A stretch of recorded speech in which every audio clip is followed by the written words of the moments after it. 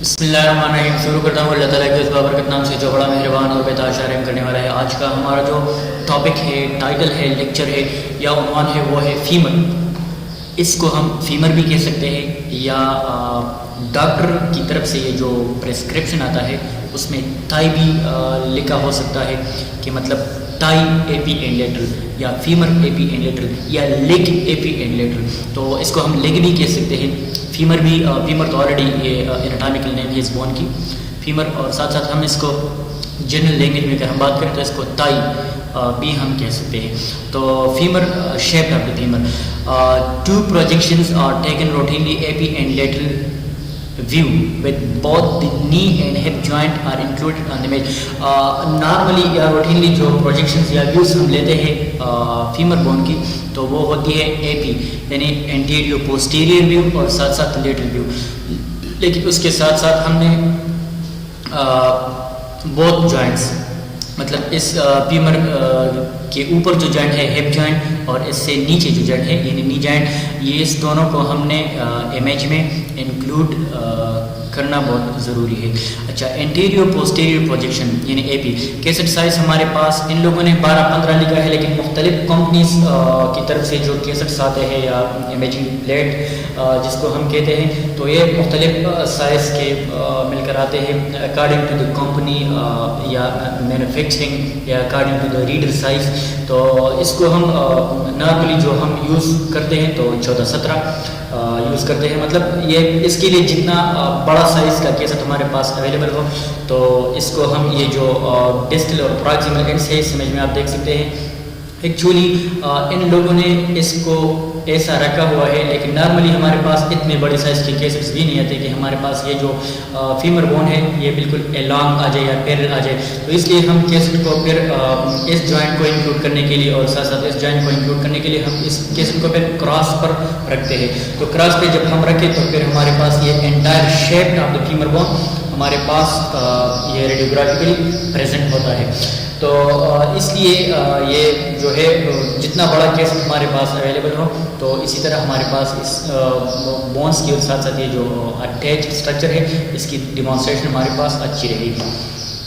تو 14-17 بھی ہم اس کو مطلب اگر ہمارے پاس اویلیبل ہو تو بہت بہترین بات ہوگی. اس کے بعد ایکسپوجر ویلیو ہمارے پاس 70-80 kb اینڈ 10-12 MAS. 70 سے 80 kbp ہمارے پاس ہونی چاہیے اور 10 سے 12 MAS. اس آئی ڈی کی اگر ہم بات کریں تو 40 inches. Divide the film into half lengthwise. اچھا، اس کے بعد position of the patient in the cassette. Cassette اور پیشنٹ کی پوزیشن کیا رہے گی؟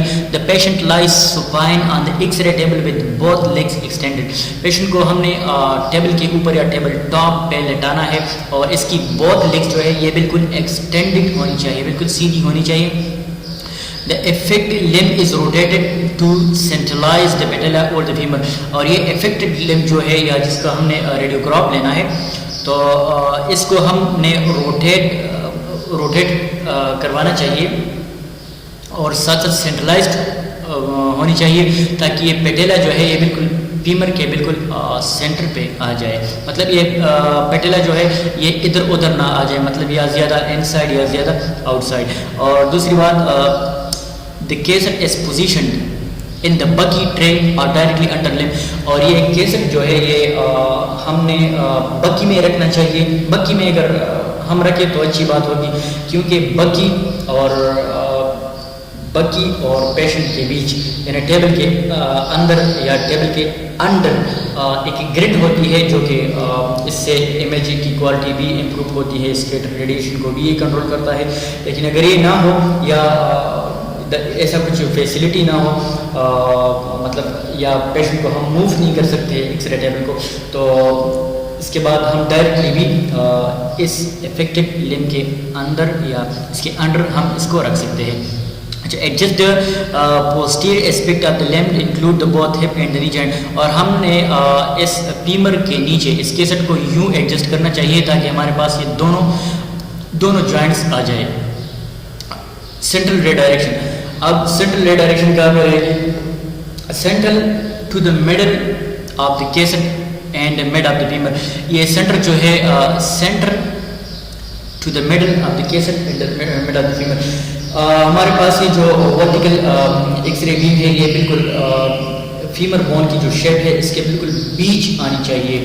اس کے بیچ یا کیسٹ کے بیچ ایک ہی بات ہے, کیونکہ ہم جب کیسٹ رکھتے ہیں اس فیمر بون کے نیچے تو ظاہری بات ہے ہم اس کو سینٹر کر کے فوکس کروائیں گے, مطلب سینٹرلی اس کو رکھیں گے تاکہ دونوں یہ بیچ یہ فیمر شیپ سے ادھر ادھر جو ڈسٹینس ہے وہ ہمارے پاس ایک ہو کر رہے, مطلب یہ ہپ جوائنٹ بھی ہمارے پاس آ جائے, ساتھ ساتھ یہ نی جوائنٹ بھی ہمارے پاس آ جائے.